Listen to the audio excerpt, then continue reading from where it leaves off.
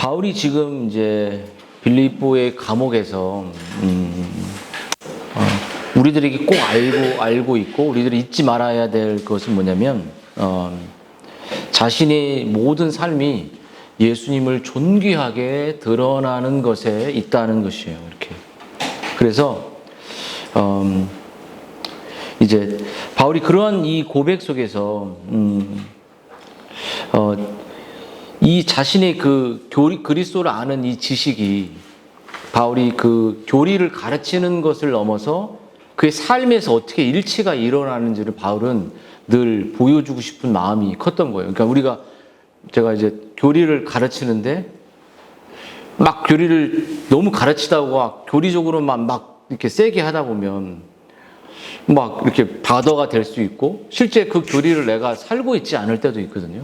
그러면서 근데 이제 그런 연약함들이 가르치는 사람들에게는 존재하는데 바울은 정말 그 교리를 가르치는 것과 교리의 삶이 어떻게 일치해 가는지, 일치하지 않는다면 그 교리는 힘이 없고 그 교리는 능력이 없고 그 교리의 가르침은 아무런 변화를 이끌어낼 수 없는 꽹과리밖에 되지 않는다는 것을 말해요. 그래서 오늘 바울이 정말 이렇게 그 위에 있는 쭉 이야기를 하면서 27절에 그러면 너희들이 그런 혜택을 받고 그런 놀라운 특권을 받은 너희들이 복음에 어떻게 합당한 삶을 살 거냐라고 이렇게 이야기를 하는 거죠.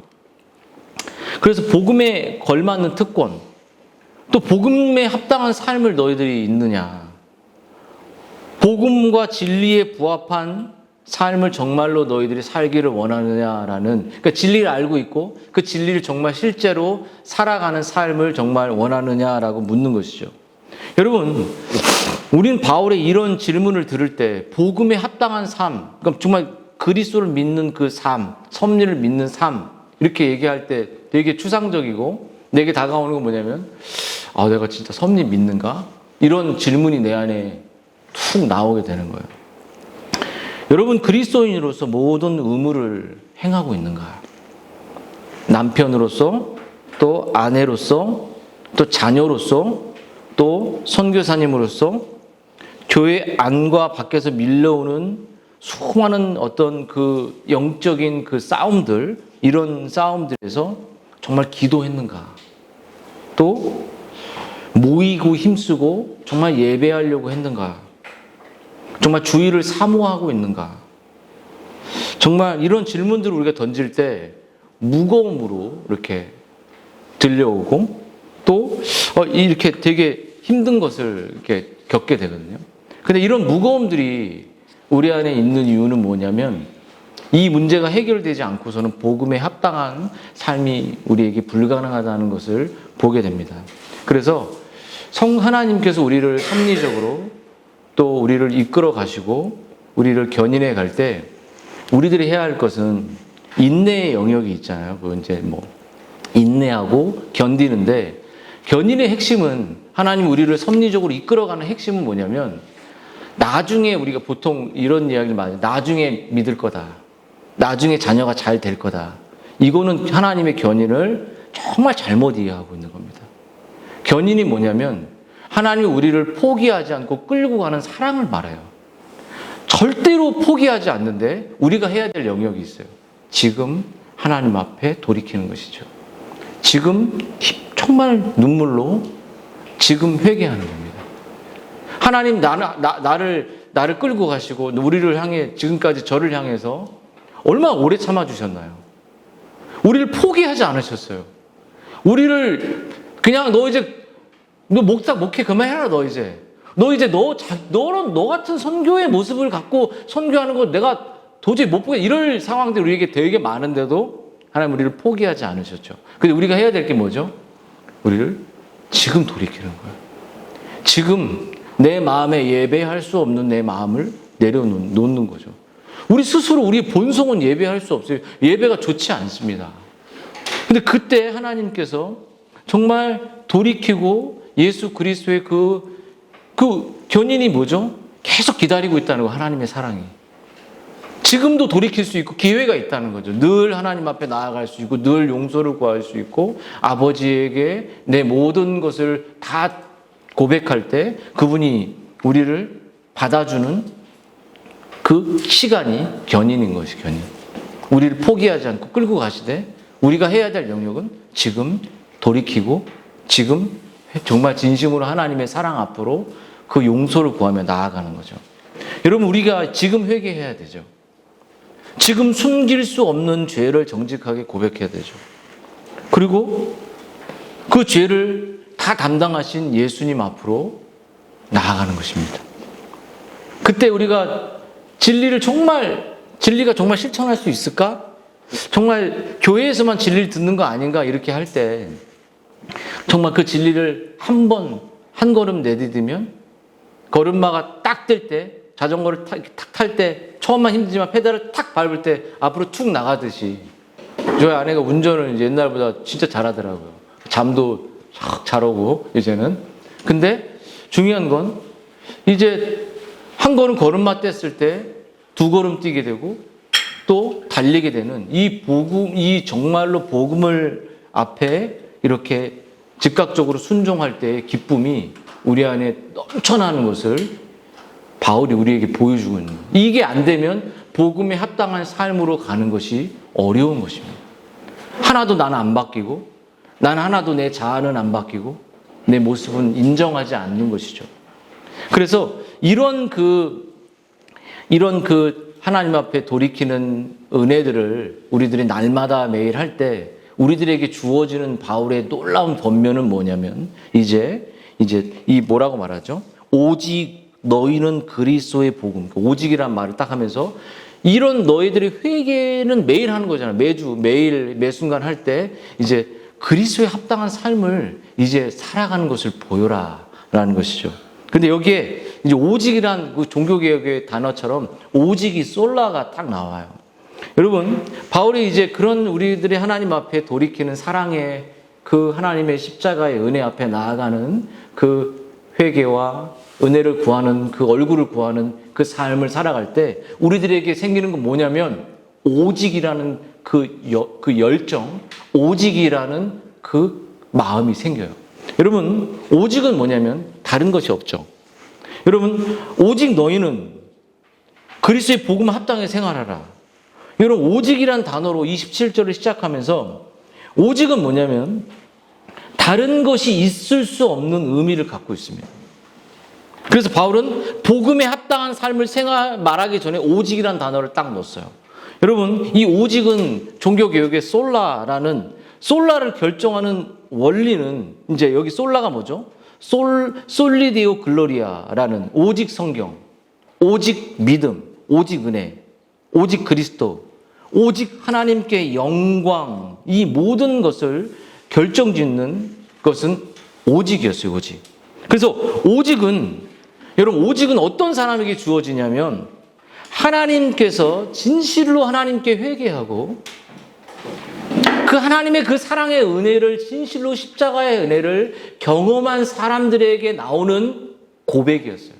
그냥 오직은 그냥 오직 너만 좋아할게, 오직 너만 사랑할게 이런 고백이 아니라 정말 한 죄인이 자신의 중심으로 살던 죄인이 십자가의 은혜를 정말로 십자가의 그 아들에게 그 진노를 붓고 그 아들의 용서를 경험한 사람들이 정말 자신의 왕에서 하나님의 통치가 임한 사람들의 마음속에 있는 마음은 오직 그리스도입니다. 오직 절대입니다. 성경입니다. 오직 하나님의 은혜입니다. 이 오직이 아닌 사람들에게는 하나님의 구원의 은혜가 그들에게 임했는지를 돌아보게 되는 경험적이고 전인적이고 정말 실천적인 말이죠. 여러분, 정말 오직 그리스도인가요? 여러분에게? 이 합당한 삶을 살기 전에 앞에 있는 오직이란 말이 오직 성경 맞습니까? 자녀들에게 오직 그리스도인가요? 여러분이 어떤 만남을 갖든 어떠한 삶을 살든 그 사람의 마음속에 오직 하나님의 은혜, 오직 십자가, 그것이 내가 어떤 사람을 만나고 어떤 사람과 관계하고 어떤 사람과 사랑을 나누고 어떤 사람과 진리의 교제를 하는 그것 중에 가장 가치 있는 오직을 우리가 보고 있는지를 중요한 원리죠. 이것은 정말 그리스도인이 된 후에 그리스도를 닮아가게 되는 성화의 온 과정에서 가지게 되는 경험적인 사실이죠. 여러분, 종교개혁자들은 또 위구노들 같은 사람들은 이 오직 때문에 죽임을 당했습니다. 오직. 여러분, 오직 이 길을 가리라. 정말 막 이렇게 이 오직이란 단어는 바울이 때로는 급하게 오직 안 돼. 오직. 때로는 눈물로, 때로는 막 호통치며, 때로는 미안한 마음으로, 때로는 정말 연약한 마음으로, 애절픈 마음으로 막 빨간불에 건너는 아이들에게 오직 저거 가면 안 돼 라는 오직이란 단어가 합당한 삶 앞에 붙어 있습니다. 여러분이 오직 성경, 오직 진리가 아니고서는 합당한 삶은 일어나기가 어려운 것이죠. 여러분, 이유가 어떻든 간에 여러분, 그리스도의 복음에 합당하게 산란한 이 말, 이 말은 정말 바울의 간절한 간청이요, 제발 이 신앙의 길로 가는 것이 인생의 최고의 행복이고 또 좌로나 우로나 치우치지 않는 길을 갈 수 있는 유일한 길이라는 사실을 말하죠. 여러분, 오직이란 말을 이제 교리적으로 이해한다면 Union with Christ라는 그리스도의 몸의 연합이 어떻게 되죠? 연합. 우리가 연합교리를 되게 어렵게 생각하는 게 그리스도가 머리고 그 몸에 접붙임되어 있을 때 그 몸은 누구를 위해 살아갑니까? 오직 그리스도. 이 종교개혁의 원리가 연합교리에도 있는 거예요. 우리가 그리스도의 몸에 붙어 있을 때 그 머리가 원하는 삶을 삽니다. 그리스도가 하나님을 원하는 삶을 살게 합니다. 그리스도가 그 아이에게 무엇을 주기를 원하는 삶을 살기로 합니다. 그리스도가 우리 교회에게 원하는 그 길을 우리는 그 몸에 연합되어 있기 때문에 살아가게. 오직 그리스도입니다. 연합교리가 거기에 있는 거예요. 여러분, 연합되어 있다는 것은 다른 길이 없고 예수님이 우리에게 원하는 그 길을 가는 그 삶이죠. 그리고 복음을 전하고 복음을 합당하게 살도록 복음을 말뿐만 아니라 삶까지. 그래서 여러분, 우리가 결혼하면 아이를 낳는 일이나 또 엄마들은 교육에 관심 갖는 일이나 또 아빠들은 또 자녀 돈을 버는 일이나 아이들은 공부하는 일이나 거기에만 관심을 가져서는 안 된다는 것이에요. 오직이란 이 말은 우리의 진리를 듣고 영혼의 변화와 영혼의 영적인 거듭남의 일들이 일어나는 것에 우리의 유일한 관심을 최고로 두고 나머지를 하라는 것입니다. 그럼 여러분, 그럼 이제 이 바울이 그러면 이런 질문을 던지면서 복음에 합당한 삶이 구체적으로 어떤 것이냐라고 말할 때 오늘 본문에 27절에 뭐라고 나오죠? 복음에 합당한 삶이란 같은 진리, 보편적인 진리, 한 마음이라고 나오죠. 여기 한 마음. 교회와 신자의 연합이 뭐냐면 생명의 연합이고 진리의 연합이라는 것이죠. 제가 이제 왜 교회가 왜 이때는 이제 유대주의도 많았고 거짓 교사들이 되게 많았어요. 그래서 이 교회의 연합을 왜 생명의 연합, 진리의 연합인지를 마틴 로이 존스의 문헌을 좀 제가 이제 읽어보도록 하겠습니다. 이 로이 존스의 글이에요. 그때 똑같이 나왔어요. 여러분, 연합은 생명이며 능력이며 진리의 연합이며 열정입니다. 연합은 사람들이 자신들이 공통적으로 가지고 있는 것으로 인해 결합합니다. 다른 무엇보다 하나님의 교회의 연합은 그런 연합이라는 거죠.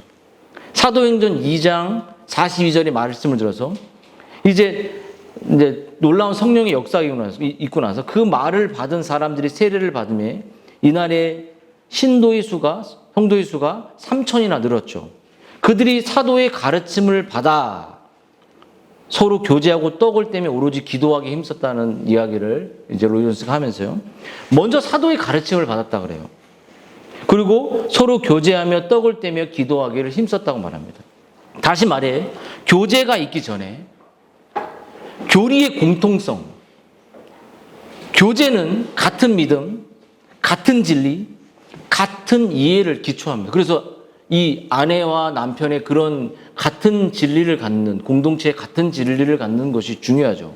그래서 이렇게 말했어요. 여러분이 그리스도에 대해 말하는 것의 의미와 여러분과 같이 있는 사람이 그리스도에 대해 말하는 것의 의미가 서로 다르다면 진정한 교제를 나눌 수 있겠습니까? 한 사람은 그리스도가 사람일 뿐이라고 생각하고 한 사람은 그렇지 않아 그분은 영원하신 실제이신 하나님이 육체가 되신 거라고 이야기한다면 그 두 사람이 어떻게 동일한 예수님을 통해 하나님께 나아갈 수 있겠습니까? 이것이 로이 존스의 이야기입니다. 여러분, 믿음의 공통성이 있어야 됩니다. 그렇지 않다면 상대방에 대해 마음이 불편해지며 그가 사용하는 용어가 무슨 의미인지 의심하게 됩니다. 여러분, 특정 교리를 믿는 사람들에게만 적용됩니다. 보편 진리가 아니라는 거죠. 스스로 그리스도인이라고 하면서도 예수님은 사람이었을 뿐이라고 어떤 성령을 충만한 받은 사람이었다는 거죠. 근데 저는 그런 사람들과 하나 되지 않을 것입니다. 저는 그런 사람들에게 속해 있지 않습니다. 그들이 스스로 그리스도인을 할지 모르지만 그들이 그것을 믿고 받아들이지 않았다면 연합의 근거는 없습니다. 그 연합은 영적인 연합입니다. 다시 말해 교제가 있기 전에 어떤 만남이 있기 전에 교리적 공통성이 있어야 됩니다. 교제는 같은 믿음, 같은 진리, 같은 이해에 기초합니다. 여러분이 그리스도에 대해 말하는 것의 의미와 여러분과 같이 있는 사람이 그리스도에 대해 말하는 것의 의미가 서로 다르다면 진정한 교제를 나눌 수 있겠습니까? 한 사람은 그리스도가 사람일 뿐이라 생각하고 또 한 사람은 그분이 영원하신 하나님께서 육신이 되어 이 땅에 오신 걸 이야기한다면 그 두 사람이 어떻게 동일한 예수님을 통해 나아갈 수 있겠습니까? 이게 마치 로이 존스가 그대로 이 교회론에서 이야기를 하죠. 여러분, 초대교회 때 이미 성경을 통해, 이건 이제 제가 쓴 거고요. 성경을 통해 지금 우리에게 전어 내려오는 바와 같은 기독교 신앙은 그 틀과 체계가 있다는 것을 말해줍니다. 신자라면 누구나 여러분 그리스도의 복음이 가르치는 이 교훈의 이 패턴을 분명히 갖고 있어야 돼요. 반쪽짜리도 아니라 선택적인 순종도 아니라 간헐적인 순종도 아니라 주관적인 맹목도 아니라 부분적 동의의 순종도 아니라 진리의 순종은 전인적이라는 게 지정의죠. 이 모든 지식에 대한 동의가 생길 때 그렇게 할 수 있죠. 여기서 한 마음이라는 것은 마치 군대적인 용어를 말하는 거예요. 여러분, 로마 시대에 우리가 글래디에이터 영화 봤잖아요. 콜로세움 같은 이 사자의 운영 경기장에서 이 작은 몇 명이 안 되는 그 사람들이 방패를 맞추고 군대를 전열해서 수많은 로마의 그 무기 화려한 사람들을 다 무너뜨리는 그 장면의 화려함을 우리가 글래디에이터를 본 사람들은 보게 될 겁니다. 그때는 정말 그 수많은 압박 속에서 한 마음이 되었고 일체가 되었고 여기서 한 마음이란 한 영적인 생명의 원리가 통하는 그러한 공동체십을 갖게 된 것이에요. 이것은 어떤 목회자가 내 말 들어 이 정도가 아니라 이 한 마음이라는 것은 인간의 생명 전체, 이 사도들의 가르침, 수많은 기독교의 신앙의 선배들의 가르침, 이 문헌의 가르침, 이 보편 진리의 틀 안에서 한 마음이 되는 것이죠. 같은 이해, 같은 고백. 어떤 특정한 사람의 말, 교회의 말이 아니라 수천 년 역사 속에서 검증된 이 교리로 한 마음이 일어나는 거죠. 여러분, 강단에서 선포되는 설교되는 진리는 그 진리를 설교하는 목사는 물론 그 진리를 듣는 교인들의 삶을 통해 강단 아래서 왕성하게 역사해야 됩니다. 여러분, 설교만 성경적이어서는 안 되죠. 예배와 조직과 질서 등 그야말로 그리스도의 몸된 이 교회의 모습을 우리가 갖고 한 마음으로 가야 됩니다. 마치 말씀이 있으면 교회가 있고 실제로 삶이 우리들에게 일체가 일어나야죠. 이것이 없는 우리의 삶은, 교회와 말씀이 없는, 또 삶이 없는 그런 균형이 없다면 아직은 우리가 정말 우리의 신앙을 돌아봐야 한다는 것이에요. 여러분, 두 번째 복음에 합당한 삶은, 사도 바울은 싸우는 것입니다. 복음과 함께 진리를 싸우는 거죠. 어떻게 싸우냐면, 이 진리가 사도들의 가르침인가? 이 진리가 수천 년 역사의 개혁신학에 근거한가? 여러분, 제가 간접적으로 교회들을 우리가 볼 때 이 빌립보 교회도 싸움이 많았지만 교회 안에 싸움이 없는 곳은 없었습니다. 안타깝게도 그 싸움은 복음적인 진리의 수호의 싸움이기보다는 담임 목사님을 보호하는 싸움. 왜 담임 목사님 말을 너는 안 믿어? 이런 싸움. 정말 한 영혼을 지켜내는 싸움이라기보다는 목사의 말씀을 네가 왜 받아들이지 않아? 이런 싸움이 많이 있었습니다. 받아들일 수 않을 수 있죠. 왜냐하면 그것에 대해서 더욱더 설명할 필요가 있다면요. 그래서 오늘 이 함께 싸우라라는 이 말은 뭐냐면, 여기 성경에 보면 디도서에는 바른 교훈, 유다서 3장에는 믿음의 도라는 말이 있습니다. 여러분, 바른 교훈, 믿음의 도, 또 로마서에는 교훈의 본. 이게 무슨 말이냐면, 기독교의 책에는 분명한 틀이 있고 표준이 있고 보편적인, 누구나 다 동의할 수 있는, 내가 오늘 이 목사님 설교를 들었는데 다른 목사님 설교가 안 들린다. 이거는 보편 진리가 아닌 거예요. 내가 어떤 설교를 듣고서 은혜만 강조했다고 해도 그 설교가 들릴 수 있어야 돼요. 내 귀가. 왜냐하면 기독교의 그 체계와 틀을 가지고 있다면요.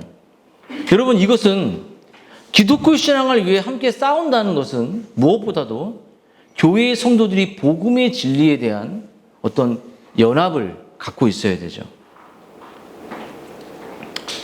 여러분, 근데 우리가 이런 진리의 이 연합과 진리의 싸움을 정말 연약하게 만들고 진리의 싸움이 별로 가치 없게 여기는 상황들이 우리의 삶에 발생되는 요소가 무엇이냐면, 그렇게 진리를 추구할 필요가 있을까? 교회에서 그냥 다 맞다고 하니까 따라가면 되지 않을까? 이럴 때 그것에 대한 연약함이 생기는 이유는 뭐냐면, 미래에 대한 두려움입니다. 교회를 또 떠나야 될까? 여러분, 교회를 많이 돌아다녀 보면 많은 성도들이 교회를 그냥 집이라고 여기잖아요. 그리고 그런 공동체에 떠나고 싶지 않아서 그냥 참기도 하고, 또 맞지 않아도 그냥 있는 경우가 많이 있습니다. 여러분, 삶에 대한 두려움, 고난, 자녀, 가정, 미래. 제가 이 개척을 앞두고 있을 때, 이 아이들이 어디 또 방황할까봐 그리고 이제 고만 돌아다니고 싶은 마음이 전에 참 많았어요.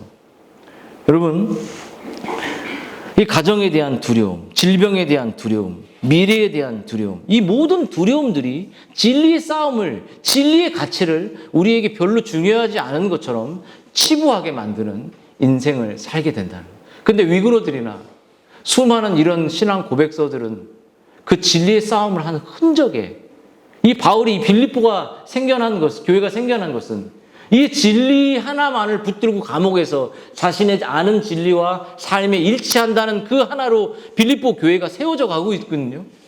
이 싸움이 없이 그냥 막 딴따라하면서 세워지는 것이 아니라는 것이죠.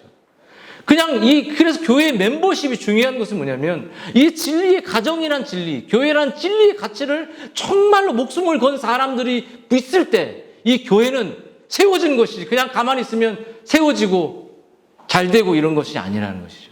빌립보 교회는 그렇게 진리의 몸부림과 진리를 살아가려는 바울과 사람들에 의해서 생겨났던 그런 교회죠. 우리 교회가 그렇지 않다면 우리 교회는 저 엄청난 큰 교회들에 비해서 정말 프로그램도 없고 조직도 없고 초라하게 빰이 별거 없잖아요.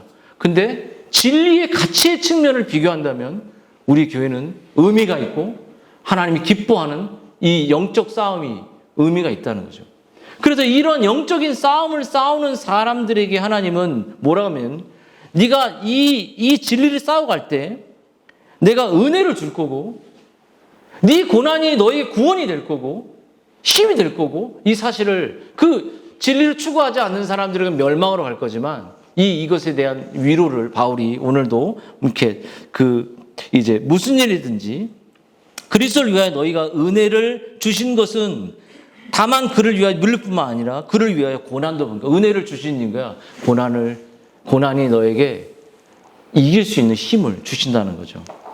여러분, 우리가 그래서 두려움을 이길 수 있는 길은 이 진리의 싸움, 바른 진리를 가르치고 전하고 사랑하고 나누는 이 길을 갈 때 여러분, 하나님은 우리에게 위로를 주시고 은혜를 주시죠. 여러분, 우리가 이 진리를 고수하고 싸울 때 우리가 기억해야 될 것이 뭐냐면, 우리가 진리를 추구하는 바른 진리라는, 보편 진리라는, 개혁주의라는, 청교도라는 이 바른 진리를 누구나 들어도 다 받아들일 수 있는 진리를 우리가 고수하고 싸워 나가기 위해서 우리들이 가져야 될 게 뭐냐면, 이 은혜를 주시는 것도 있고 은혜를 주셔서 그 믿음으로 나아가는 것도 있지만, 이 복음이란 진리를 내가 정말 가치 있게 여기고 있냐는 거죠.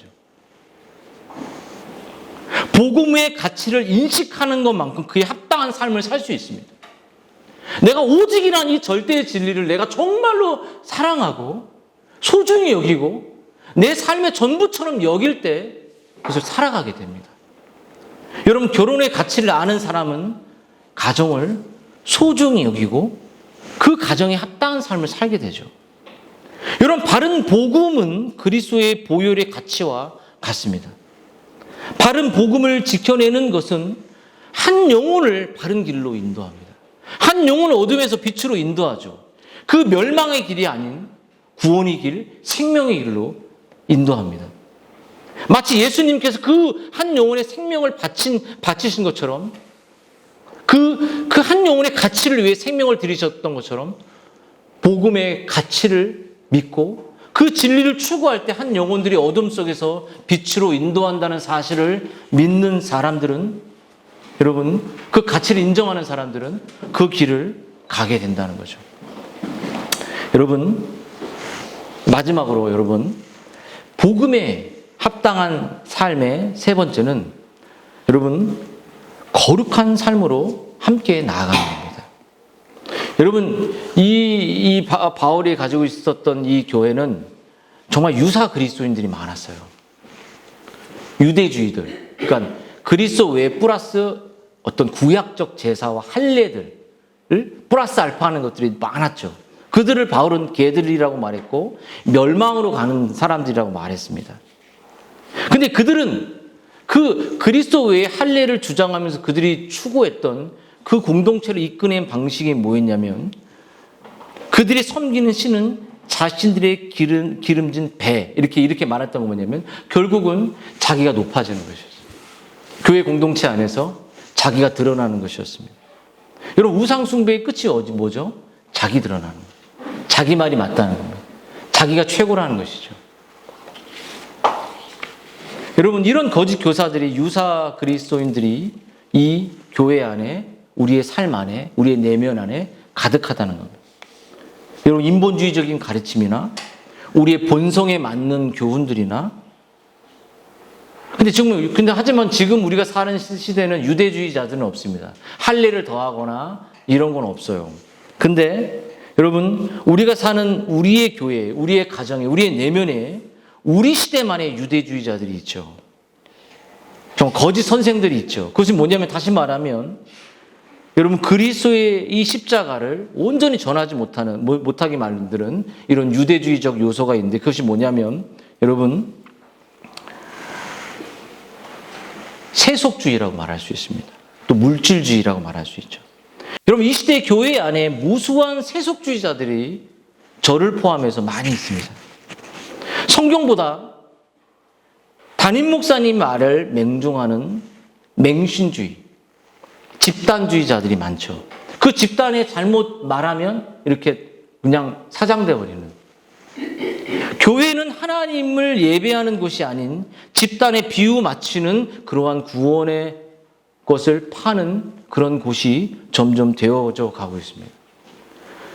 저는 제가 담임 목사인지 모르겠어요. 매일 이렇게 그런 의식이 평생 없도록 살고 싶습니다.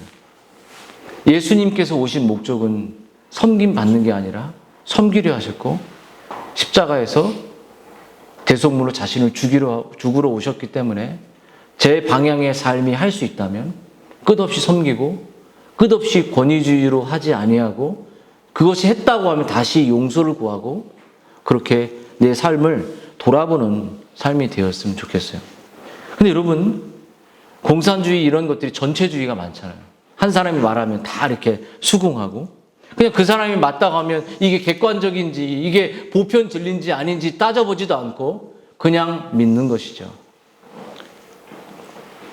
여러분, 그렇듯이 여러분 우리의 모든 행실에서 이런 이 진리와의 이런 이 거룩한 싸움이 우리 안에 계속 있어야 되는 것처럼요.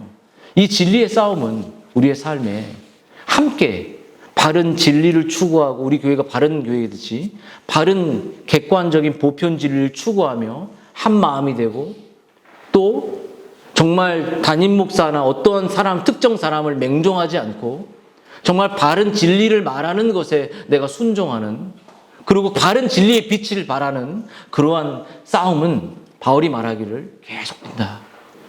그러기 위해서 한 마음이 되어야 되고 연합되어야 되고 함께 이 복음에 합당한 삶을 서로 사랑하면서 가야 된다는 거죠.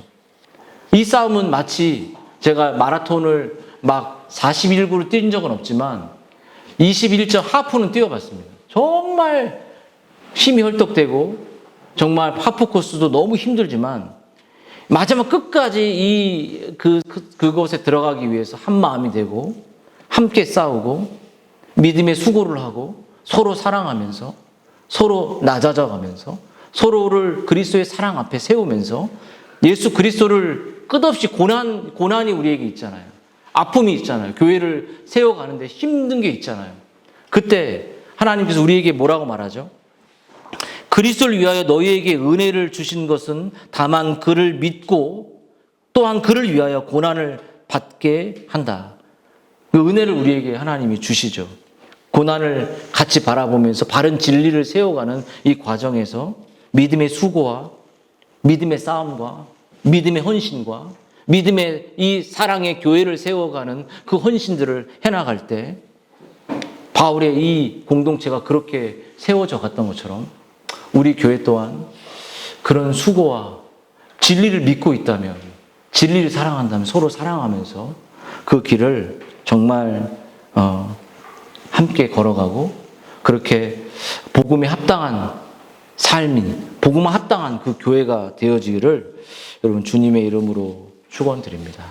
우리 한번 같이 기도하도록 하겠습니다.